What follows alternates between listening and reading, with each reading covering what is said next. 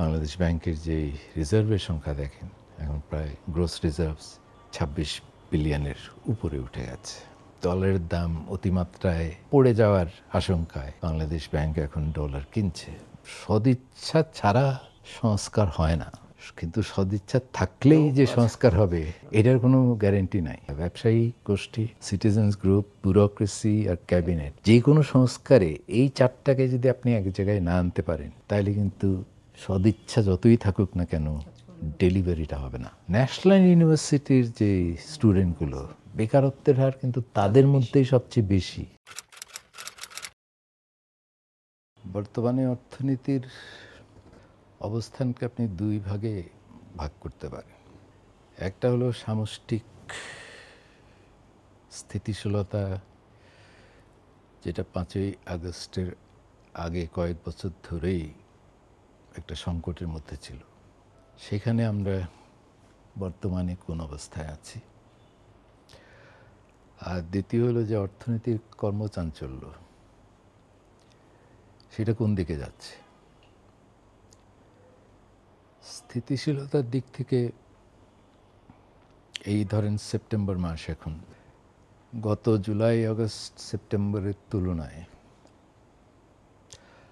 আমরা এখন অনেকটা স্বস্তির অবস্থানে পৌঁছেছি।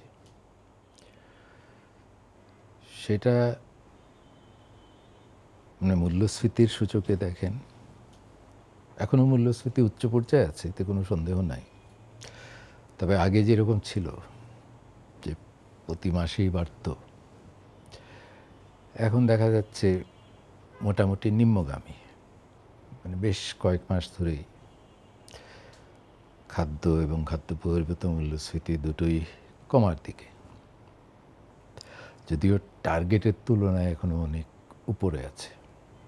দ্বিতীয় যে অস্থিতিশীলতা ছিল সামষ্টিক অর্থনীতিতে, বৈদেশিক মুদ্রা বাজারে ডলার সংকট, এবং সেইখানে যে ধরনের পলিসি 2022-এর পর থেকে আমরা দেখেছি, সেগুলো সংকট তো ইনিশিয়ালি তো ঘটেছিল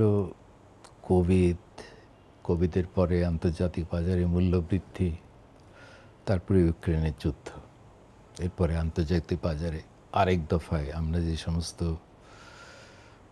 মোটা দাগের যে আমদানিগুলি করি, খাদ্য, তেল, গ্যাস, যন্ত্রপাতি, এগুলি সবগুলির মূল্য হু হু করে বেড়েছিল। কিন্তু 2023-এর পরে আন্তর্জাতিক বাজারে মূল্য কমা সত্ত্বেও আমাদের মুদ্রা বাজারে সেটার কোনো প্রভাব দেখা যায়নি। ইনিশিয়ালি যখন মূল্য বেড়েছিল তখন আমদানি ব্যয় উল্লম্ফন ঘটেছিল, যার ফলে ডলারের চাহিদা অনেক বেড়ে গিয়েছিল। সেই তুলনায় তখন যোগান বাড়েনি। কিন্তু ডলারের দাম যেহেতু আমাদের বাজারে দ্রুত বাড়ছিল, সেটাকে কৃত্রিমভাবে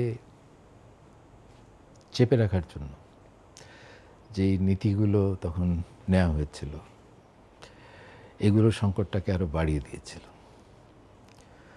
তো সেই অবস্থান থেকে 5ই আগস্টের পরে বাংলাদেশ ব্যাংকের যখন নেতৃত্বের পরিবর্তন আসলো, বেশ কিছু পলিসি কারেকশন তারা করলো, এবং যেটা বড় পরিবর্তন ঘটেছে বৈদেশিক মুদ্রা বাজারে,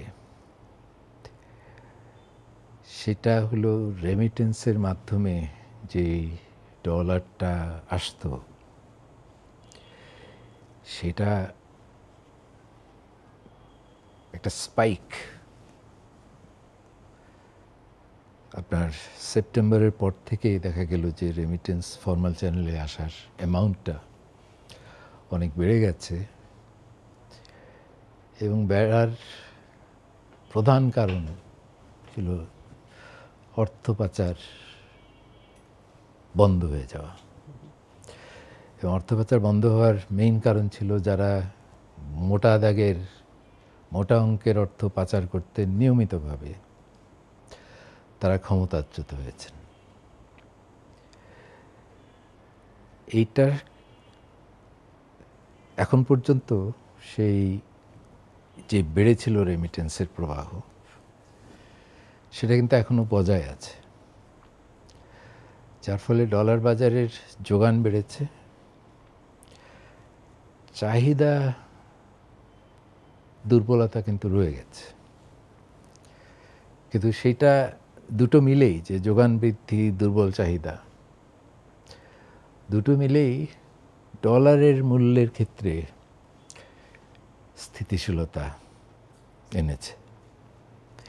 ইদানিংকালে তো দেখছেন যে উদ্বৃত্ত এতই বেশি যে ডলারের দাম অতিমাত্রায় পড়ে যাওয়ার আশঙ্কায় বাংলাদেশ ব্যাংক এখন ডলার কিনছে। 170 কোটি ডলার বেশি অলরেডি তারা কিনেছে। কাজে ওই বৈদেশিক মুদ্রা বাজারের স্থিতিশীলতা, মূল্যস্ফীতি কমে যাওয়া, আর তৃতীয় যেই জায়গাটা ছিল ম্যাক্রো স্ট্রেস, ব্যাংকিং খাত। ব্যাংকিং খাতে দুর্দশা কাটেনি, তবে রক্তক্ষরণ যেটা হচ্ছিল এটা মোটামুটি ঠেকানো গেছে। অগস্টের পরে একটা আতঙ্ক ছিল যে এতগুলো আর্থিক প্রতিষ্ঠান যেইভাবে লুটপাট হয়েছে, এদের ডিপোজিটাররা তো চেক নিয়ে গেলে টাকা পায় না, এবং এর ফলে পুরো সিস্টেমে একটা রান হতে পারে যেখানে ভালো ব্যাংকরাও বিপদে পড়তে পারেন, যেহেতু মানুষ ভরসা পাবে না। ওই অক্টোবরের পরে বাংলাদেশ ব্যাংক যে দ্রুত কিছু পর্ষদ ভেঙে দিল এবং লিকুইডিটি সাপোর্ট দিল, ওইটা কিন্তু আতঙ্কটাকে মোটামুটি প্রশমিত করেছে। এখনও যদিও অনেক ব্যাংকে গেলে আপনি চেক নিয়ে গেলে আপনার যদি ডিপোজিট থেকে টাকা পাবেন না, কিন্তু এটা মোটামুটি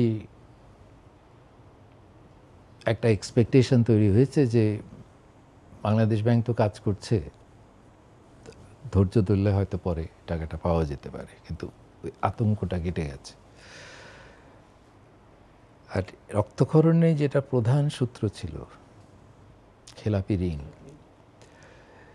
সেটা এখন স্ট্যাটিস্টিক্সে আপনি গত 13 মাসে প্রতি প্রান্তিকে যেই সংখ্যাগুলি বেরোয় সেখানে দেখছেন যে বাড়ছে। গত মার্চের যেই সর্বশেষ ফিগার, যে স্বীকৃত এনপিএল 4,20,000 কোটি টাকা ধরেছে। তো এটার একটা ব্যাখ্যা হচ্ছে যে আগে যে লুকানোর যে একটা টেন্ডেন্সি ছিল, সেটা এখন করা হচ্ছে না, যার কারণে আসলে খেলাপি ঋণের পরিমাণ কত, সে সংখ্যাটা আস্তে আস্তে কার্পেটের নিচ থেকে উপরে চলে আসছে। বাংলাদেশ ব্যাংক তো এপ্রিলের 1 তারিখ থেকে খেলাপি ঋণ স্বীকৃতির একটা নতুন মানদণ্ড দিয়েছে, যেটা 180 দিন পর্যন্ত অপেক্ষা করতে হতো, এখন 90 দিন বা তার বেশি হলেই খেলাপির তালিকায় ঢুকে যাচ্ছে। কাজেই জুনের শেষের যে রিপোর্টটা আমরা পাবো, যেটা এখনও বের হয়নি, সেটা আরও বাড়বে। কিন্তু তার মানে এই না যে নতুন খেলাপি ঋণ যোগ হচ্ছে, মানে স্বীকৃতিটা, ক্রাইটেরিয়াগুলো চেঞ্জ হওয়ার ফলে এটা আরও বেড়ে যেতে পারে। তবে সেপ্টেম্বরের পর থেকে যদি এই বাড়ার চলতে থাকে, তাহলে বলতে হবে যে না, এই লুকানো তথ্য এখন লুকানো হচ্ছে না, এই গল্পটা খুব বেশি দিন চলবে না। আর তারপরে বোঝা যাবে যে আসলে কতটা খেলাপি ঋণ নিয়ন্ত্রণে, অ্যাটলিস্ট যে ফ্লো প্রবলেম, যে যোগটা যদি আমরা বন্ধ করতে পারি, যেটা অলরেডি হয়ে গেছে, সেটা তো রিকভার করার জন্য আলাদা ব্যবস্থা নিতে হবে, কিন্তু আর যাতে যোগ না হয় সেইটা বন্ধ করা সম্ভব হয়েছে না, সেটা আমরা বুঝতে পারবো আগামী সেপ্টেম্বরের পরের সংখ্যাগুলো দেখে। তো এই 3 জায়গায় মোটামুটি সমস্যার সমাধান হয়ে গেছে, এটা বেশি বলা হবে। অবনতিটা ঠেকানো হয়েছে, কিছু ক্ষেত্রে বিশেষ করে বৈদেশিক মুদ্রা বাজারের ক্ষেত্রে বেশ উন্নতি হয়েছে। এটা আপনি বাংলাদেশ ব্যাংকের যেই রিজার্ভের সংখ্যা দেখেন, এখন প্রায় গ্রোস রিজার্ভস 26 বিলিয়নের উপরে উঠে গেছে। আগে ব্যাংকিং সিস্টেমের যে নেট ওপেন পজিশন, যেটা মানে ওদের মোট বৈদেশিক মুদ্রার সম্পদ আর বৈদেশিক মুদ্রার দেনা, এই দুটোর যে ডিফারেন্সটা, এটাকে নেট ওপেন পজিশন বলে। সেটা তো আগে কিন্তু নেগেটিভ ছিল, তার মানে দেনা তাদের সম্পদের চেয়ে বেশি ছিল। এখন দেখবেন যে এনওপিটা পজিটিভে তো আছেই, মাঝে মাঝে $1 বিলিয়ন উপরে উঠে যায়। এটার উপর আবার একটা ম্যাক্সিমাম লিমিটও দেওয়া আছে বাংলাদেশ ব্যাংকের। তবে ইদানিংকালে আমি দেখেছি যে এটা 500-র নিচে যায় না, $500 মিলিয়ন নিচে যায় না। কাজে ব্যাংকিং সিস্টেমেও মানে বাংলাদেশ ব্যাংকের বাইরের যে বৈদেশিক মুদ্রার মজুদ, সেটাও কিন্তু বেশ রোবাস্ট মনে হচ্ছে। যেখানে খুব একটা উন্নতির লক্ষণ দেখা যাচ্ছে না, সেটা হলো অর্থনীতির কর্মচঞ্চলার দিক থেকে। যদিও আপনার এক্সপোর্টে পর্যন্ত অগস্ট পর্যন্ত গ্রোথ খারাপ না, মানে বিভিন্ন প্রতিকূলতা যদি আপনি আমলে নেন, ট্রাম্প ট্যারিফ সহ, কিন্তু এক্সপোর্টের বাইরে অন্যান্য যে সমস্ত ইন্ডিকেটরসগুলো দিয়ে ইকোনমির অ্যাক্টিভিটিকে যাচাই করা হয়, সেগুলোতে খুব একটা পজিটিভ মুভমেন্ট যেটা আপনার চোখে পড়বে, সেরকম কিছু এখন পর্যন্ত দেখা যায়নি। এটা বিশেষ করে বলবো বিনিয়োগের ক্ষেত্রে। এখানে যদিও জুলাই মাসের বিনিয়োগ ফিগারে দেখা গেছে কিছুটা উন্নতি, কিন্তু ওইটা অন্যান্য বিনিয়োগ, যেমন প্রাইভেট ক্রেডিটের যে চাহিদা, আপনি যদি ব্যাংকারদের জিজ্ঞেস করেন যে আপনাদের ঋণ আবেদন ক্ষেত্রে, বিশেষ করে কর্পোরেট কাস্টমার্সদের কাছ থেকে ঋণের চাহিদা কীরকম, আমরা জেনারেলি অ্যান্সারটা হবে যে খুবই দুর্বল। কিছু ক্ষেত্রে আমি শুনেছি যে ব্যক্তি লোন, পার্সোনাল লোন, গাড়ি কেনা বা একটা ফ্রিজ কেনা বা অ্যাপার্টমেন্ট কেনা, সেখানে ইদানিংকালে শোনা যাচ্ছে যে কিছুটা ঘুরে দাঁড়ানোর লক্ষণ। কিন্তু এর বাইরে ঋণের চাহিদা এখনও বেশ দুর্বল। তার মানে উৎপাদনের জন্য যে ওয়ার্কিং ক্যাপিটাল লাগে, এইখানে হয়তো কিছু চাহিদা আছে। এর বাইরে নতুন বিনিয়োগ সম্প্রসারণের জন্য এখনও ঘুরে দাঁড়ানোর তেমন কোনো কনভিন্সিং কোনো ইন্ডিকেশন দেখা যাচ্ছে না। আপনারা তো কিছুদিন আগে পিপিআরসির যে সার্ভেটার ফলাফল দেখেছেন, সেখানেও 2022-এর তুলনায় 2025-এ দরিদ্র মানুষের সংখ্যা প্রায় 10% বেড়েছে বলে তাদের হিসাবে বলা হয়েছে। যদিও বিবিএসের যেই পদ্ধতিতে দরিদ্রর মাপা হয়, পিপিআরসির সার্ভেটা ঠিক ওই একই পদ্ধতিতে হয় না, এটা একটা স্ন্যাপশটের মতো। তারপরেও এই 10% বৃদ্ধিটা ইকোনমিতে যে ভালনারেবল পপুলেশন, এর যে একটা বিরাট সংখ্যা যারা দরিদ্র সীমার উপরে আছেন, হয়তো নন পুয়ার হিসেবে তাদেরকে ক্যাটেগরাইজ করা হয়, কিন্তু একটা ছোটোখাটো ধাক্কা আসলে, বাসায় কারো যদি অসুখ হয় বা একটা বিয়ের হয়, তাইলেই তাদের অবস্থাটা আবার দরিদ্র সীমার নিচে চলে যায়। আমরা শ্বেতপত্রে ইমরান মতিন এবং ডক্টর ইকবাল যে পভার্টি নিয়ে যে চ্যাপ্টারটা করেছেন, সেখানে তারা একটা বিশ্লেষণে দেখিয়েছিলেন যে 2022-এর পিবিএসের জরিপের ডেটার ভিত্তিতে যে একটা পরিবারে যদি মাসে 2 দিন আয় বন্ধ থাকে, তাহলেই তারা দরিদ্র সীমার, আমরা যেটাকে বলছিলাম টোকা দিলেই পড়ে যায়, এই ধরনের পরিবারের সংখ্যা অনেক বড়। যার কারণে এই আপনার 18.7%টা 28% উঠে যাওয়াটা খুব অস্বাভাবিক কিছু না, কারণ 22-এর পরে তো ধারাবাহিকভাবে মূল্যস্ফীতি বেড়েছে, সেই তুলনায় মজুরি বাড়েনি, প্রকৃতি মজুরি কমেছে, কর্মসংস্থানে তেমন কোনো কোয়ালিটেটিভ কোনো ইমপ্রুভমেন্ট তো হয়ই নাই। ইভেন কোয়ান্টিটিতেও দেখা যায় যে কিছুটা কমেছে, শিল্প খাতে বিশেষ করে, যেখানে আয়টা অন্যান্য খাতের তুলনায় বেশি। তো সেই দিক থেকে মানে সার্বিকভাবে সাধারণ মানুষের কথা যদি বলেন, তারা 2022-এর পর থেকে যেই দুর্দশায় পড়েছিলেন, তার থেকে যে খুব একটা বেরিয়ে আসতে পেরেছেন সেটা মনে হয় না। তবে একটাই পজিটিভ ইন্ডিকেটর আছে, যেটা ছোটোখাটো ইন্ডিকেটর না, সেটা এই বিদেশে যাওয়া শ্রমিকের সংখ্যা অনেক বেড়েছে কোভিডের পরে। প্রায় 30 লাখ এখন যোগ হয়েছে। এবং যদিও মোট কর্মরত শ্রমিকের সংখ্যা বিদেশে কত, এটার কোনো সুনির্দিষ্ট হিসাব নাই, তবে ইনডিরেক্টলি যদি আপনি এস্টিমেট করেন যে ওরা নর্মালি কতদিন থাকে এবং নতুন কত যাচ্ছে, পুরাতনরা কত ফিরে আসছে, আমার ধারণা যে বাইরে হয়তো এখন 80 থেকে 90 লাখের মতো বাংলাদেশ শ্রমিক কর্মরত আছে।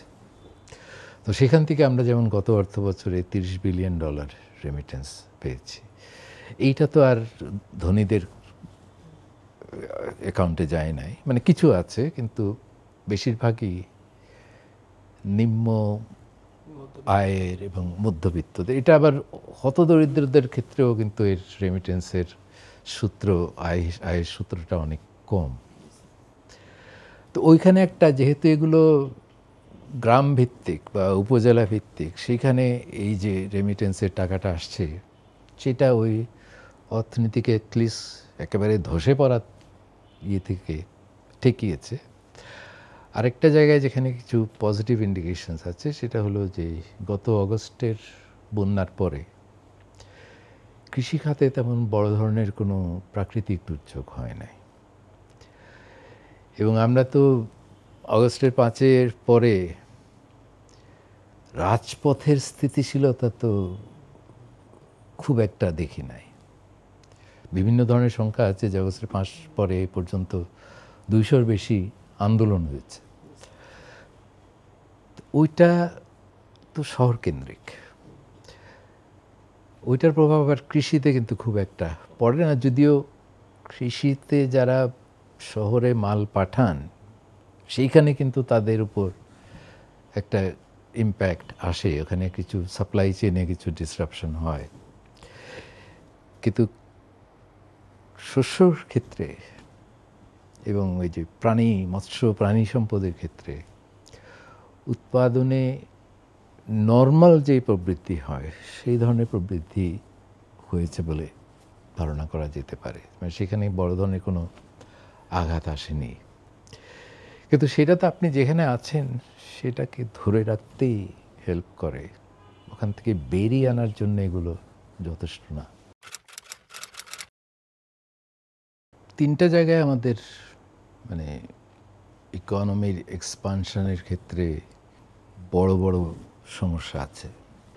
একটা হলো ব্যাংকিং খাত, দ্বিতীয় হলো জ্বালানি বিদ্যুৎ, আর তৃতীয় হচ্ছে বিজনেস রেগুলেশনে। ব্যাংকিং খাতে এই পর্যন্ত যা হয়েছে, মানে 2 জায়গায় উল্লেখযোগ্য সংস্কার হয়েছে বলে আমি বলবো। একটা হলো ব্যাংক রেগুলেশনের ক্ষেত্রে। আগে যে ধরনের একটা স্বেচ্ছাচারিতা চলতো, যে বাংলাদেশ ব্যাংক থেকে টেলিফোন করে চাঁদাবাজি থেকে শুরু করে অনেক ধরনের অনিয়ম সেখানে হতো, সেখানে কিন্তু এখন সুপারভিশনের ক্ষেত্রে তারা একটা নতুন সুপারভাইজারি সিস্টেম চালু করতে যাচ্ছেন, যেটাকে আরবিএস বলে, রিস্ক বেসড সুপারভিশন। সেখানে IMF, বিশ্ব ব্যাংক এদের সহায়তায় তারা সিস্টেমটাকে তৈরি করছেন এখন। কিন্তু সুপারভিশনের যে মডেলটা ছিল আগের, সেটা এখন আর করা সম্ভব না বর্তমানে যে নেতৃত্ব আছে। তারপরে এই যে NPL রেকগনিশন, ব্যাংকের আসল মালিক কারা, যে আলটিমেট বেনিফিশিয়ারি ওনার যেটা বলা হয়, তাদেরকে চিহ্নিত করা এবং প্রতি 3 মাসে রিপোর্টিং করা। আর স্বজনদের, একটা ব্যাংকের বোর্ড আছে, তাদের স্বজন আছে, বন্ধুবান্ধব আত্মীয় স্বজন আছে, এরা কত ঋণ নিচ্ছে তাদের নিজের ব্যাংক থেকে, সেখানে একটা এক্সপোজার লিমিট আছে। এই লিমিটের মধ্যে এটা আছে কি না, এবং সঠিকভাবে রিপোর্টিং করা হচ্ছে কিনা, সেই জন্য একটা নতুন আরপি সার্কুলারও জারি হয়েছে। সেগুলোর বাস্তবায়নটা শুরু হয়েছে। সবচেয়ে একেবারে ত্রুটিবিহীনভাবে চলছে সেটা বলা যাবে না, এটা এখন করে করেও শিখছে। তো সেদিক থেকে আমি বলব যে ব্যাংক রেগুলেশনের ক্ষেত্রে কিছু গুণগত পরিবর্তন ঘটেছে, কিন্তু সেটা আপনি আউটকামে সেটার রিফ্লেকশন ইমিডিয়েটলি পাবেন না। কাঠামোগত সংস্কারের ক্ষেত্রে ব্যাংকের এটা বাইরে থেকে কিন্তু বলা যে এতগুলো ব্যাংক, এগুলিকে একটা সমাধানের দিকে দ্রুত নিয়ে যাওয়া সম্ভব হলো কিনা। কারণ প্রথম দিকে যেটা দেখা গেল যে এই যে দেউলিয়া হয়ে গেছে 15 থেকে 20টা ব্যাংকিং সেক্টরে, ব্যাংক বহির্ভূত তো আরও বেশি। হ্যাঁ, এগুলোকে কোনো রকম সমাধানের দিকে নিয়ে যেতে হলে যে আইনি কাঠামোটা দরকার, সেটা কিন্তু বাংলাদেশে অনুপস্থিত। প্রথমে আমরা যখন টাস্ক ফোর্সে ছিলাম তখন আমাদের ধারণা ছিল যে এই তো এটা কাজ করলেই তো হয়ে যাবে, এখানে ইজি। 1 মাস পরে তখন দেখা গেল যে টাস্ক ফোর্সের বৈধতাটা কি সেটা নিয়েও প্রশ্ন আছে। তো ওইটাকে ফিক্স করতে গিয়ে আমাদের বাংলাদেশ ব্যাংক বোর্ডের অ্যাপ্রুভালে শুধু গভর্নর একটা টাস্কফোর্স নিয়োগ করে দিলেন। আমি বলছি এটা একটা ছোট কাজ, হ্যাঁ, যে একটা টাস্কফোর্স করে দিলাম, তারা সমস্যাগুলি চিহ্নিত করবে, সমাধানগুলি, টেকনিক্যাল সমাধানগুলি বের করবে, তারপর বাস্তবায়নের জন্য বাংলাদেশ ব্যাংকের সক্ষমতা তৈরি করবে। ওটা অত ইজি ছিল না, যে ওই টাস্কফোর্স গঠনটাই একটা জটিলতার মধ্যে পড়ে গেল, যে এটার আইনিগত ভিত্তিটা কি। তারপর সেখানে ব্যাংক কোম্পানি আইনের অধীনে এই সমাধান করার জন্য যথেষ্ট অপশানসগুলো সংজ্ঞায়িত ছিল না, যার কারণে নতুন একটা আইন করতে হলো, ব্যাংক রেজলিউশন অর্ডিন্যান্স। তো ওইটা তো করতে বেশ সময় লেগেছে, কারণ এখানে IMF, world bank, ADB, FCDO, USAID, অনেক আন্তর্জাতিক প্রতিষ্ঠানের কারিগরি সহায়তার প্রয়োজন ছিল, নিতে হয়েছে, আর্থিক সহায়তার প্রয়োজন ছিল। তো সেখানে ফাইনালি রমজান মাসটা পার হওয়ার পরে ব্যাংক রেজলিউশন অর্ডিন্যান্স চূড়ান্ত হলো, জারি করা হলো অর্ডিন্যান্সটা। তারপরে এদের আসল অবস্থা কি, শুধু ব্যালেন্স শিট দেখে তো ওটা বোঝা সম্ভব না। সেই জন্য, এবং যেই তথ্যটা আপনি বের করছেন সেইটা বিশ্বাসযোগ্য করার জন্য আন্তর্জাতিক প্রতিষ্ঠান দিয়ে নিরীক্ষা করানো, যেটা অ্যাসেট কোয়ালিটি রিভিউ, সেটা KPMG আর আর্নেস্ট ইয়াংকে দিয়ে 5টা প্রতিষ্ঠানের এটা করা হলো। কিন্তু ওইটা করারও তো একটা প্রক্রিয়া আছে, সেখানে কিন্তু বেশ সময় লেগে যায়। এখন মোটামুটি এই 5টা প্রতিষ্ঠানের একটা নিষ্পত্তির দিকে নিয়ে যাওয়ার রেডিনেসটা তৈরি হয়েছে। কিন্তু তারপরেও তো আপনি দেখেছেন যে যখনই বাংলাদেশ ব্যাংক থেকে একটা ইঙ্গিত দেওয়া হলো যে এদেরকে মার্জ করতে হবে, তখন তো আবার সেখান থেকে রেজিস্ট্যান্স আসলো, প্রতিরোধ আসলো, যে ওরা এক্সিম ব্যাংক আর FSIBL বললো যে আমরা মার্জ হতে চাই না। কাজে এগুলিকে তো ম্যানেজ করতে হয়েছে। সব কিছু ম্যানেজ করে এই কয়েকদিন আগেই বাংলাদেশ ব্যাংক বোর্ডে অ্যাপ্রুভালটা পাওয়া গেল। যেগুলো করার জন্য জোরালো উদ্যোগ নেওয়া হয়েছে সেগুলোতেই তো আপনার অনেক সময় লেগে গেছে, কারণ এখানে করে করে শিখতে হয়েছে। একেবারে যে হয়নি তো তা তো না, কিন্তু যেই মানে ফায়ার ফাইটিংয়ে এটা তো ছোট সরকার। তো এখন ধরেন NBR এর পৃথকীকরণের সংস্কার ইমপ্লিমেন্ট শুরু হলো, আন্দোলন আসলো, ওই আন্দোলনকে ম্যানেজ করার জন্য জ্বালানি মন্ত্রণালয়ের উপদেষ্টা, ওর কয়েকজন উপদেষ্টাকে খালি ওখানেই বৈঠক করতে হয়েছে, সময় দিতে হয়েছে। তো তারা নিজেদের কাজ আর কি করবেন। তো সেই জন্যে আর টাস্কফোর্সের যে রিপোর্টগুলো, আমরা তো শ্বেতপত্রের রিপোর্টটা তো অ্যাকচুয়ালি রিফর্ম ভিত্তিক ছিল না, এটা ছিল ডায়াগনোসিস। কিন্তু KS মোর্শেদের নেতৃত্বে পরিকল্পনা মন্ত্রণালয়ের যে টাস্কফোর্সটা, 500 পাতার রিপোর্ট, সেখানে কি করতে হবে সেটার বিস্তারিত একটা লিস্ট আছে, যেটা মানে এগুলো অনেক আলোচিত বিষয়, এক জায়গায় করে দেওয়া হয়েছে। কাজে আপনি যদি বলেন ওকে কী করতে হবে, ওই রিপোর্টটা খুলে আপনি ব্যাংকিংয়ে কী করতে হবে, জ্বালানিতে কী করতে হবে, শিক্ষায় কী করতে হবে, ওখানে আপনি লিস্টটা পাবেন। কেউ যদি আপনাকে বলে যে তার জানা আছে, সে ঠিক সত্য কথা বলছে বলে আমার মনে হয় না। কারণ এটা আলটিমেটলি আপনি যদি একটা অ্যাকাউন্টেবল সিস্টেম তৈরি করতে না পারেন, তাহলে এটার গ্যারেন্টি কে দেবে? এখন ধরেন যেই সংস্কারগুলো শুরু হয়েছে, কেউ তো বলবে না যে এই ব্যাংক মার্জারের সংস্কারটা করার প্রয়োজন ছিল না। আমরা আশা করতে পারি যে এই 5টা ব্যাংকের মার্জারটা এই সরকার থাকাকালীনই হয়ে যাবে। এখনো কিন্তু কাজ শুরু হয়েছে, হয়নি, মার্জারটা হয়নি, সিদ্ধান্ত হয়েছে। তারপরে একবার হয়ে গেলে ওটাকে রিভার্স করা কিন্তু অত ইজি না। এবং রিভার্স করাটা যে নতুন সরকার আসবে তাদের ইন্টারেস্টে হবে না, মানে তাদের নিজের স্বার্থেই তারা রিভার্স করতে চাইবে না, কারণ কেন আরেকটা আপদ তাদের ঘাড়ে নিবে। কিন্তু এখানে তো উদ্দেশ্যটা হলো যে এগুলো তো বড় প্রতিষ্ঠান না, ছোট ছোট প্রতিষ্ঠান, সব মিলে হয়তো একটা বড় প্রতিষ্ঠানে পরিণত হবে।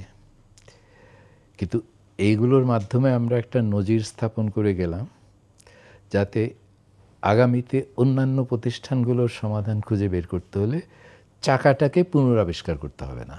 কারণ প্রক্রিয়াগুলো, আইনগুলো হয়ে গেছে, প্রক্রিয়া নিয়ে একটা ধারণা হয়ে গেছে। অ্যাকাউন্টেবিলিটি যদি একটা সিস্টেম তৈরি হয়, এবং সবাই যেটা আশা করছেন যে যারা পরিবর্তনটা ঘটিয়েছে, তরুণরা, জেনজির, এরা তো বুড়ো হয়ে যায়নি, আগামী 1 বছর এরা বুড়ো হয়ে যাবে না। এবং এদের যে চিন্তাভাবনা সেটা ঠিক আগের প্রজন্মের চিন্তাভাবনার চেয়ে ভিন্ন। একটা যে পারফরমেন্স ওরিয়েন্টেশন, যে আপনি কোন রঙের লোক সেটা বিষয় না, মানে আপনার দলীয় পরিচয় কি সেটা বিষয় না, আপনি কি ডেলিভার করতে পারবেন তার ভিত্তিতেই আমরা আপনাকে মূল্যায়ন করব বা ভোট দেব। যেটা হয়তো ইদানিংকালে যেই দুটো ইউনিভার্সিটির ইলেকশনের ফলাফল দিকে বোঝা যায়, যেখানে পারফরমেন্সটা কিন্তু বেশ গুরুত্ব পাচ্ছে, যোগ্য প্রার্থীর যোগ্যতাটাও গুরুত্ব পাচ্ছে। তো ওই ধরনের একটা নতুন কালচার যদি তৈরি হয়, যেখানে আপনার এই বিচারহীনতা বা যেটা কালচার অফ ইম্পিউনিটি বলে, যে যাই করলেন তার কোনো জবাবদিহি করতে হয় না, এটা আমলা হোক বা মন্ত্রী হোক বা ব্যবসায়ী হোক। এখানে আমি আমার গত 1 বছরের অভিজ্ঞতা যেটা দেখলাম, যে আগে ধরেন আপনারা এই ধরনের প্রশ্ন যখন করতেন, যে হ্যাঁ এই করা দরকার, এই করা দরকার, সমাধান, টেকনিক্যাল সলিউশনের কোনো অভাব নাই। তখন কাউন্টার যখন আপনার পুশব্যাক, এতগুলো ভালো ভালো কথা বলছেন, তো এই ভালো কথাগুলো হচ্ছে না কেন? হ্যাঁ, যদি এতই ভালো হয় তো হচ্ছে না কেন? তখন আমাদের একটা স্ট্যান্ডার্ড উত্তর ছিল সবারই, সদিচ্ছার অভাব। যে রাজনৈতিক সদিচ্ছা যদি থাকে, পলিটিক্যাল উইল যদি থাকে, তাইলে হবে। পলিটিক্যাল উইল না থাকলে এটা হবে না। গত 1 বছরের যে অভিজ্ঞতা আমি দেখলাম, যে সদিচ্ছা ছাড়া সংস্কার হয় না, কিন্তু সদিচ্ছা থাকলেই যে সংস্কার হবে এটার কোনো গ্যারেন্টি নাই। এই যে সংস্কারটা ডেলিভার করার সক্ষমতা, সেটা যদি অনুপস্থিত থাকে, তাহলে সদিচ্ছা ওই সদিচ্ছার পর্যায়ে থেকে যায়। সংস্কার ডেলিভার করার সক্ষমতা বলতে কি বোঝাচ্ছে? সেখানে 4টা গোষ্ঠীর ভূমিকাটা খুব গুরুত্বপূর্ণ। একটা হচ্ছে ক্যাবিনেট, কারণ সিদ্ধান্ত তো আসে তো ক্যাবিনেট থেকে। তো সেখানে যিনি ক্যাবিনেটের নেতৃত্ব দেন এখন বর্তমানে প্রধান উপদেষ্টা, এবং অন্যান্য গুরুত্বপূর্ণ যেই যারা পজিশন আছেন, finance ministry, planning, energy, transport, এই সমস্ত দায়িত্বে যারা থাকেন, তারা যদি একটা টিম হিসাবে কাজ করেন, তাহলে ওই জায়গাতে ডেলিভারি ক্যাপাসিটিটা তৈরি হয়, কিন্তু ওইটাও এনাফ হয় না। দ্বিতীয় যেটা গুরুত্বপূর্ণ সেটা হচ্ছে ব্যুরোক্রেসি। আপনি একটা নির্দেশ দিয়ে দিতে পারেন, ক্যাবিনেট থেকে একটা মিনিটসে বলে দিলেন যে এই করতে হবে, ওইটার ফলো আপ হবে কি না। ওখানে যদি ব্যুরোক্রেসির সবাই যে আপনার সাথে থাকতে হবে তা না। যেই ধরেন শিক্ষার সংস্কারের কথা সিদ্ধান্ত দিয়ে দিলেন, সেখানে শিক্ষা মন্ত্রণালয়ে যিনি সচিব আছেন এবং ডিভিশনগুলোর যারা নেতৃত্বে আছেন, তাদের মধ্যে 2-3 জন যদি আপনার সাথে ঘনিষ্ঠভাবে ওই কাজ করতে আপনার টিমের সাথে সহযোগিতা না করে, তাহলে ওটা হয় না। তৃতীয় গোষ্ঠী যেটা ডেলিভারির জন্য ইম্পর্টেন্ট, যেটা বিশেষ করে বিজনেস রেগুলেশনে এবং আর্থিক খাতের রেগুলেশন আসে, সেখানে কিন্তু এই বিজনেস ফেডারেশনগুলো, এফবিসিসিআই, এই যে বিভিন্ন গোষ্ঠী আছে যারা, এরা যদি এই যে ধরেন এনবিআরের আন্দোলন, এইটাকে ঠেকাইছে কারা? ব্যবসায়ী কমিউনিটি যদি এটা সাপোর্টে না আসতো, তাহলে কিন্তু এটা ঠেকানো খুব কঠিন ছিল। আর এটা পরিপূর্ণতা পাবে কি না সেটাও নির্ভর করছে ওই সাপোর্টটা টিকে থাকবে কি না। আর চতুর্থ যেটা, সেটা হচ্ছে নাগরিক সিটিজেন্স গ্রুপ, যেটা আগে যেটা সুশীল শব্দটা ইউজ করা হতো, এখন সুশীল শব্দটা বাতিল হয়ে গেছে, এখন বলে নাগরিক সমাজ। তো নাগরিক সমাজের যে সিটিজেন্স গ্রুপস যেগুলো আছে, তাদের যদি সমর্থন থাকে, আমি স্পেসিফিক সংস্কারের কথা বলছি। আপনি যেমন এই যে মহিলাদের টয়লেটের কথা বললেন, এখানে এগুলো তো ব্র্যাক, তো এটা নাগরিক সমাজের মধ্যেই পড়বে। তো ওই সিটিজেন্স গ্রুপ যারা অ্যাক্টিভিস্ট আছেন, তারা যদি ওই সংস্কারের পক্ষে না থাকেন, একটা হলো ওটাকে বিরোধিতা না, ওদের বিরোধিতাটাকে অ্যাভয়েড করা, আর দ্বিতীয় হচ্ছে ওদের সমর্থনটাকে যদি থাকে, তাহলে তারা আপনার সাথে কাজ করবে। এবং এটা এক এক জায়গায় এক এক রকম, মানে ওদের ভূমিকা ক্ষেত্রে কতটা গুরুত্বপূর্ণ, এটা ধরেন স্বাস্থ্য শিক্ষার ক্ষেত্রে বা লোকাল গভর্নমেন্টের ক্ষেত্রে, আপনার বিচার ব্যবস্থার ক্ষেত্রে যতটা গুরুত্বপূর্ণ, হয়তো এনবিআর রিফর্মের জন্য অতটা গুরুত্বপূর্ণ হবে না। কিন্তু আমি বলছি যে এই চারটা, ব্যবসায়ী গোষ্ঠী, সিটিজেন্স গ্রুপ, ব্যুরোক্রেসি আর ক্যাবিনেট, যে কোনো সংস্কারে এই চারটাকে যদি আপনি এক জায়গায় না আনতে পারেন, তাহলে কিন্তু সদিচ্ছা যতই থাকুক না কেন, ডেলিভারিটা হবে না। এখানে তো ধরেন আমাদের চ্যালেঞ্জগুলো আসবে কোথায়? মূলত মার্কেট অ্যাক্সেসে। মার্কেট অ্যাক্সেসের ক্ষেত্রেও যুক্তরাষ্ট্রের মার্কেটে তো এলডিসি ভিত্তিক কোনো সুবিধা আমরা পেতাম না। কাজে একটা বড় বাজার যেখানে এটা, it will make no difference. বড় জায়গায় আঘাত যেটা আসবে সেটা হলো ইউরোপিয়ান ইউনিয়নের, এবং সেটাও 3 বছর পরে, মানে 2029-এর পরে। তবে ইমিডিয়েট যেই চ্যালেঞ্জটা আসবে সেটা হলো ওই যে ইন্টেলেকচুয়াল প্রপার্টি রাইটের যেই অব্যাহতি ফার্মাসিউটিক্যালস পেত, যার ফলে পেটেন্টেড প্রোডাক্টগুলোর আপনি পেটেন্ট ফি না দিয়েই উৎপাদন করতে পারতেন। এটা যে ইনসুলিনের ক্ষেত্রে, তারপরে কিছু ক্যান্সার ড্রাগের ক্ষেত্রে, HIV এইডসের কিছু ড্রাগের ক্ষেত্রে, এই অব্যাহতিগুলো কিন্তু ইমিডিয়েটলি উঠে যাওয়ার একটা সম্ভাবনা আছে। যে আপনি এলডিসি গ্র্যাজুয়েশন থেকে বের হলে ওই অব্যাহতিগুলো যেহেতু সরাসরি লিঙ্কড, এবং ওখানে স্মুথ ট্রানজিশনের জন্য কোনো সময় নির্ধারণ করা নাই, সেই জন্যে সম্ভাবনা আছে যে নভেম্বর মাসে গ্র্যাজুয়েশন হয়ে গেলে তাৎক্ষণিকভাবে না উঠলেও খুব অল্প সময়ের মধ্যেই আপনাকে এই সমস্ত প্রোডাক্টগুলো যদি উৎপাদন দেশে করতে চান, তাহলে রয়্যালটিজ, ফিজ এগুলো দিতে হবে, এবং সেগুলি দিলে এগুলোর মূল্য অনেক বেড়ে যাবে। কাজে ফার্মাসিউটিক্যালস ইন্ডাস্ট্রিতে একটা বড় ঝুঁকির সম্মুখীন, যেটা ইমিডিয়েট রিস্ক আছে। তাও পুরো ইন্ডাস্ট্রি না, এটা এখন বলা হচ্ছে যে 20%-এর মতো ফার্মাসিউটিক্যালস এই পেটেন্টেড প্রোডাক্ট দ্বারা এফেক্টেড হতে পারে।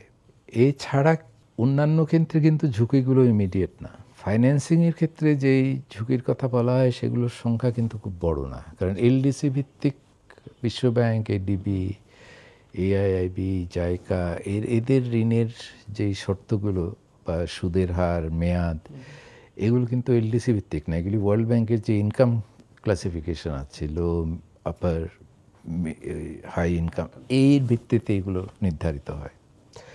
কিন্তু কিছু ছোট ছোট ফান্ড আছে, যেমন ক্লাইমেট চেঞ্জের জন্য ইউএন থেকে কিছু ফাইন্যান্সিয়াল অ্যাসিস্ট্যান্স দেওয়া হয়। তারপর ইউরোপিয়ান ইউনিয়নের যে WTO এইড ফর ট্রেড কিছু কারিগরি সহায়তা, এগুলো এলডিসি ভিত্তিক কিছু সহায়তা আছে যেগুলো এফেক্টেড হতে পারে।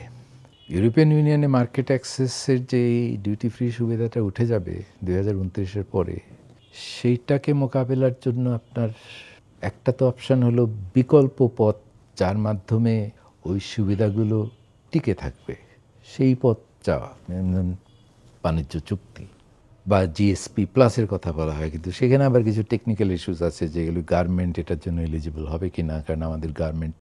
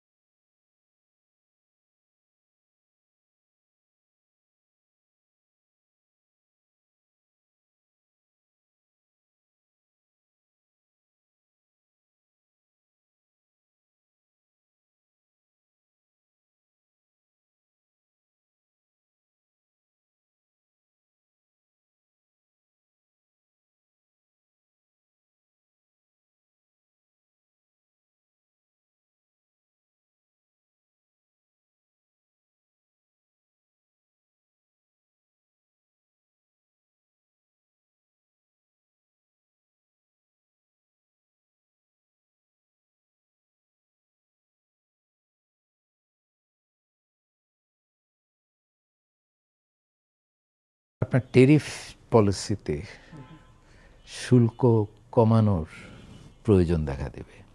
কিছুটা কমিয়েছে গত বাজেটেও, খুব বেশি কমায়নি, কিন্তু বর্তমানে যেই শুল্ক হারগুলি আছে, এলডিসি গ্র্যাজুয়েট করে গেলে ওই শুল্ক হার রাখলে আপনি নন কমপ্লায়েন্ট হয়ে যাবেন WTOর সাথে। তো সেই ক্ষেত্রে অন্যান্য প্রতিযোগী দেশ যারা আছে তারা কিন্তু WTOতে মামলা করতে পারবে। মামলা করলে আপনার ঝামেলা হবে, সেখানে মানে মার্কেট অ্যাক্সেসে ঝামেলা হবে। কাজেই ট্যারিফ পলিসির সংস্কার করতে হবে, কিন্তু সেখানেও স্মুথ ট্রানজিশনের বিষয় আছে, যে আপনি যদি কিছু সময় নিতে চান, একটা STS যেটা যে কমিটি ফর ডেভেলপমেন্ট পলিসি থেকে গাইডলাইন দেওয়া হয়েছে যে স্মুথ ট্রানজিশন স্ট্র্যাটেজি করার জন্য, এবং নভেম্বরে তারা আসছে যে স্মুথ ট্রানজিশন স্ট্র্যাটেজির কোন পর্যায়ে আছে। তো ওরকম একটা স্মুথ ট্রানজিশন স্ট্র্যাটেজি যেটা দিয়ে ওরা কনভিন্সড হবে যে এটা তারা করতে চায় এবং করা সম্ভব, এবং যেই সময়ের মধ্যে বলেছে, তাইলে কিন্তু ওই দিক থেকে আপনি মোটামুটি একটা ম্যানেজেবল জায়গায় পৌঁছে যেতে পারেন। যেটা ব্যবসায়ীদের কাছ থেকে যে দাবিটা আসছে যে পিছিয়ে দিলে কি হয়, মানে এলডিসি গ্র্যাজুয়েশনটা আমার নভেম্বরে করার দরকারটা কি, তো এটা সরকারের হাতে তো না। সরকার আবেদন করতে পারে, কিন্তু সেটাও আমার মনে হয়, অনেকে বলেন সময় কেনা, আমি বলবো সময় ধার করা হবে, মানে borrowing time, not even buying time. কারণ আপনি ওই পিছিয়ে দেওয়ার মানে কি, আমি সংস্কার যেগুলো না পিছালে যে সংস্কারগুলো দ্রুত করতাম সেগুলো আস্তে ধীরে করব। ওই আস্তে ধীরে করার তো একটা কষ্ট আছে, সেই জন্য বলছি এটা সময় ধার করা হবে, এবং ধার করাও আপনি ধার পাবেন কি না এটার কোনো গ্যারেন্টি নাই। কারণ ওই সূচকে আপনি বলতে পারেন ডেটার প্রবলেম আছে, অতিরঞ্জিতকে দেখা হয়েছে, কিন্তু ডেটা আপনি কারেকশন করার পরেও এলডিসি থ্রেশহোল্ডের নিচে চলে আসবে, অ্যাটলিস্ট 2টা তো নামতে হবে 3টার মধ্যে, সেটার সম্ভাবনা খুব একটা আমি দেখি না। এছাড়া ধরেন নেপাল আর লাওসও তো গ্র্যাজুয়েট করতে যাচ্ছে, তো তারা তো এখন পর্যন্ত পিছিয়ে দেওয়ার কোনো আগ্রহ দেখায়নি।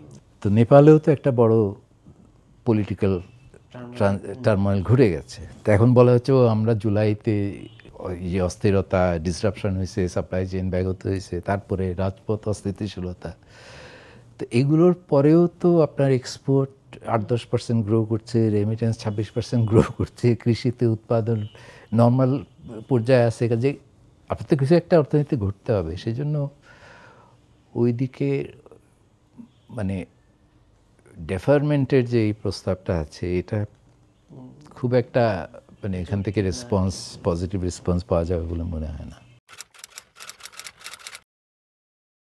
আমরা যে শ্বেতপত্রে যে বলেছিলাম যে বাংলাদেশ এখন একটা মধ্য আয়ের ফাঁদে আটকে গেছে, সেটার মধ্য আয়ের ফাঁদের অনেক ধরনের উপসর্গ আপনি ইকোনমিতে চিহ্নিত করতে পারেন, কিন্তু সবচেয়ে বড় যেটা হচ্ছে এই লেবার মার্কেটের এমপ্লয়মেন্ট প্রবলেমটা। কারণ 2016 পর থেকে এই স্ট্যাগনেশন, 2016 থেকে 22-এর মধ্যে তো ম্যানুফ্যাকচারিং সেক্টরে মহিলাদের এমপ্লয়মেন্ট কমে গেছে, বাড়া তো দূরে থাক, কমে গেছে। তারপরে কমে নাই কিন্তু বাড়েও নাই। আবার এই শিক্ষিত তরুণদের বেকারত্বের হার সব বরাবরই বেশি ছিল, ইদানিংকাল আরও বাড়ছে। সেখানে এখন সমস্যাটা দুই দিক থেকেই, মানে ইকোনমিক্সের কাঠামোতে যদি আপনি চিন্তা করেন যে একটা হলো ডিম্যান্ড সাইডের প্রবলেম আর একটা হলো সাপ্লাই সাইডের প্রবলেম। তো ডিম্যান্ড সাইডের প্রবলেম তো আমরা তো এই গত 4-5 বছর ধরে ইন্ডাস্ট্রির মানে লেবার অ্যাবজর্ব করার মতো প্রসার সেটা ঘটেনি, যদিও ইন্ডাস্ট্রিয়াল গ্রোথ হয়েছে। কিন্তু এখানে আমাদের পলিসির একটা বড় ভূমিকা ছিল। সেটা হচ্ছে কোন ধরনের ইন্ডাস্ট্রি বাংলাদেশে গ্রো করেছে। যেমন এই ফাস্ট মুভিং কনজিউমার গুডস ইন্ডাস্ট্রিজগুলো, এগুলো বাংলাদেশে এখন ধরে নেবেন মোবাইল ফোনও উৎপাদন হচ্ছে, টেলিভিশন অ্যাসেম্বলি হচ্ছে, মোটরসাইকেল হচ্ছে।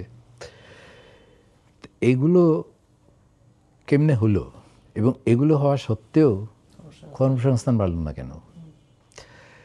সেটা মেইন উত্তর হচ্ছে যে এগুলো দেশীয় বাজারমুখী যে শিল্প, সেগুলোকে প্রতিটা বাজেটে সুরক্ষা দেওয়া হয়েছে হাই ট্যারিফের মাধ্যমে। এগুলো কিন্তু সবই মূলধন নিবিড় ইন্ডাস্ট্রি। মানে এখানে একটা ইন্ডাস্ট্রি করতে গেলে যে পরিমাণ ক্যাপিটাল ইনভেস্টমেন্ট লাগে, সেই তুলনায় আপনার শ্রমিকের চাহিদা খুব একটা গড়ে ওঠে না। খুব বেশি কিছু, মানে গার্মেন্ট যেমন খুব লেবার ইন্টেন্সিভ, ফুটওয়্যার খুব লেবার ইন্টেন্সিভ ইন্ডাস্ট্রি, আপনার এফএমসিজিগুলো কিন্তু সবই ক্যাপিটাল ইন্টেন্সিভ ইন্ডাস্ট্রি। কাজে ওখানে ডিমান্ড সাইডের একটা প্রবলেম আছে, যেটা পলিসি রিসার্চ ইনস্টিটিউটের ইকোনমিক্স করে ডক্টর জাহিদি সত্তার যে যুগ যুগ ধরে বলে আসছেন যে আমাদের পলিসিতে একটা অ্যান্টি এক্সপোর্ট বায়াস আছে। প্রোটেকশনিস্ট পলিসি, এটা লেবার ইন্টেন্সিভ ইন্ডাস্ট্রিকে ডিসকারেজ করে, যেটা এক্সপোর্ট ওরিয়েন্টেড হতে পারত, আর ক্যাপিটাল ইন্টেন্সিভ ইন্ডাস্ট্রিকে এনকারেজ করে। তো সেইটা কিন্তু বেড়েছে, ওই প্রবণতাটা, অ্যান্টি এক্সপোর্ট বায়াসটা। সেদিক থেকে ওই ডিম্যান্ডটা কিন্তু গড়ে ওঠে নাই। তারপর আমি বলবো যে সাপ্লাই সাইডের প্রবলেমটা আরও বেশি। কারণ ইদানিংকালে আমি পত্রপত্রিকায় যেটা দেখতে পাচ্ছি, ইদানিংকালে কিন্তু এই স্টোরিগুলি আরও অনেক বেশি বের হচ্ছে। ন্যাশনাল ইউনিভার্সিটির যে স্টুডেন্টগুলো, বেকারত্বের হার কিন্তু তাদের মধ্যেই সবচেয়ে বেশি। তো এটা কেন? এখানে দেখা যাচ্ছে যে একজন হিস্ট্রিতে মাস্টার্স করা স্টুডেন্ট 2 বছর ধরে কোনো চাকরি পাচ্ছে না। বাংলা, তারপর অন্যান্য সোশিওলজি, একে তো হলো যে এই সাবজেক্টগুলো বাজারে ব্যাপক চাহিদা নেয়। এগুলো ধরেন সোশিওলজিতে আপনি ভালো করলেন বা বাংলায় ভালো করলেন, আপনি কোনো কলেজে টিচিংয়ের দিকে যেতে পারেন। কিন্তু অন্য জায়গায় আপনাকে নিতে হলে, শিল্প খাত বা সেবা খাতে বা প্রযুক্তি খাতে যদি আপনাকে যেতে হয়, আপনার উপর আমার ইনভেস্ট করতে হবে। মানে আপনার বিদ্যাটা হয়তো কাজে আসবে, ভালো যদি শিক্ষা আপনি পেয়ে থাকেন। ন্যাশনাল ইউনিভার্সিটি কি ইভেন বাংলায় ভালো মতো শিক্ষা দিতে পারছে? তো এটা তো কোয়ালিটি অফ এডুকেশনের প্রবলেম। একটা তো হলো মিসম্যাচ, যে আমরা বাংলা গ্র্যাজুয়েট যেই সংখ্যায় বেরোচ্ছে, সেই সংখ্যায় বাজারে চাহিদা নাই, কাজে ভালো গ্র্যাজুয়েটও সেখানে চাকরি পাচ্ছে না। আরেকটা হলো যে আমি বাংলায়ও যদি আমার চাহিদাও থাকে, ওই গ্র্যাজুয়েটকে দিয়ে আমি বাংলা একটা চিঠিও লেখাতে পারছি না। কিন্তু এইটার মূলে কিন্তু প্রবলেমটা অন্য জায়গায়, যে এই ন্যাশনাল ইউনিভার্সিটির তো একটা বিরাট, এটা তো একটা মানে বিভিন্ন ডিগ্রি কলেজ যেগুলো আছে সবগুলোতে এর সাথে এফিলিয়েটেড। এটা তো একটা এমন ঢাকা ইউনিভার্সিটির মতো একটা ইউনিভার্সিটি না। তো এইখানে যে সমস্ত স্টুডেন্টরা ধরেন এখানে তো যায় লাস্ট অল্টারনেটিভ হিসেবে, অন্য কোথাও যদি আমি না পাই, তো ওরা যে ভালো প্রতিষ্ঠানে ঢুকতে পারছে না, সেটার কারণটা কি? সেখানে তো আপনি যদি অ্যাড্রেস করতে না পারেন, তাহলে তো এই ধরনের যে রিপ্রোডাকশন, যেটা মানে এমন লেবার আপনি ট্রেন লেবার প্রডিউস করছেন যেটা বাজারে কাজে লাগানো যাচ্ছে না। ইভেন যেই বিষয়ে আপনি তাকে ট্রেনিং দিচ্ছেন সেই জায়গাতেও তার সে কাজে আসছে না। এইটা তো আমাদের বেসিক এডুকেশনের প্রবলেম, যে আমি প্রাইমারি লেভেলে যে শিক্ষাটা পাচ্ছি এবং সেকেন্ডারি লেভেলে যে শিক্ষাটা পাচ্ছি, ক্লাস 8 পাস করার পরে আমি যদি যোগ বিয়োগ গুণভাগ ঠিক মতো করতে না পারি বা একটা ফর্ম ফিল আপ করতে না পারি ব্যাংকে গিয়ে, তাহলে আপনি কোথায় ওই জায়গায় যদি আপনার, ওই জন্যই বলছি যে এটার স্বল্পমেয়াদী কোনো সলিউশন পাওয়াটা খুব কঠিন। কিছু কিছু ধরেন এই যে ওরা যেটা করতো যে বস্তির বাচ্চাদের যারা ধরেন ক্লাস 8 পাস করেছে তাদেরকে নিয়ে এসে 10 মাসের একটা রেমেডিয়াল প্রোগ্রাম দিত, যেখানে গণিত, বিজ্ঞান, ভাষা, ইতিহাস, মানে বেসিক এডুকেশন যেটা থেকে তারা বঞ্চিত হয়েছে। যদিও তারা ওই সিস্টেমের মধ্যে দিয়ে এসছে কিন্তু ভালো স্কুলে পড়াশোনার সুযোগ পায়নি। তারপরে তারা ইন্ডাস্ট্রির সাথে পার্টনারশিপ করে ওদেরকে ভোকেশনাল ট্রেনিং দিত। আগে বেসিক এডুকেশনটা দিত 10 মাস, তারপরে কিছু ভোকেশনাল এডুকেশন দিয়ে ইন্ডাস্ট্রির সাথে পার্টনারশিপ করে ইন্টার্নশিপ করে ওদের কিন্তু আনএমপ্লয়মেন্ট রেট দেখবেন খুবই কম। যেটা ইউসেপ করতে পেরেছে মানে করে দেখিয়েছে, কিন্তু এগুলো স্কেলিং আপ যদি না হয় তাহলে তো আপনি ওই ডেটাতে এটার কোনো রিফ্লেকশন দেখবেন না।